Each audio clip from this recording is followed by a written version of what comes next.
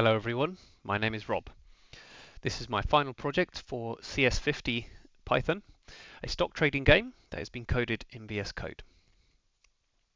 If we open up VS Code, load up the project, we'll get asked if we want to load up a game. Let's say we do, and here's a game I did earlier. We will then load up a CSV file that contains all the transactions that we have carried out. This also gives us our buying power, so how much money we have to place new trades.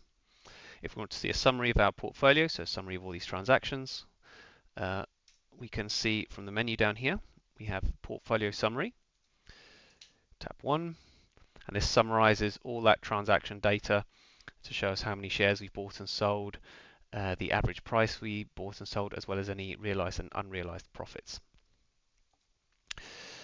Next on, we get presented with the main menu again. We've got stock information and placing a trade. So let's say we want to look up a stock. We want to look up NVIDIA. We see information about the company, the price change, either during the day or if the markets are closed of the previous day, as well as the last 5 trading days. If we want to place a trade, we can now type 3. Let's say we want to buy some NVIDIA stock. It gives us the option to buy or sell. So we want to buy.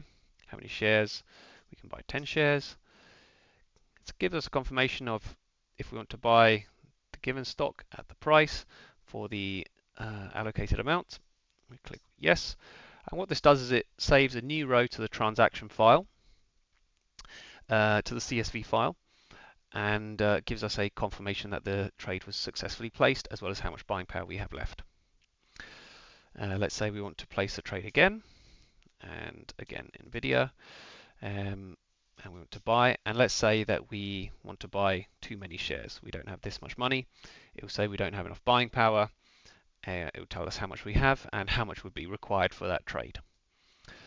And let's say we want to offload some of our shares. So we have a lot of Meta right now. We want to sell 10 shares of Meta. Ask us for confirmation. Yes, let's carry out the transaction, and then it gives us how much buying power we have left. If we want to check any of this, we can go to our portfolio summary, and as you'll see, we've sold some of our Meta, and we've bought some more NVIDIA. That was my project. Hope you enjoyed it, and any questions, please feel free to reach out.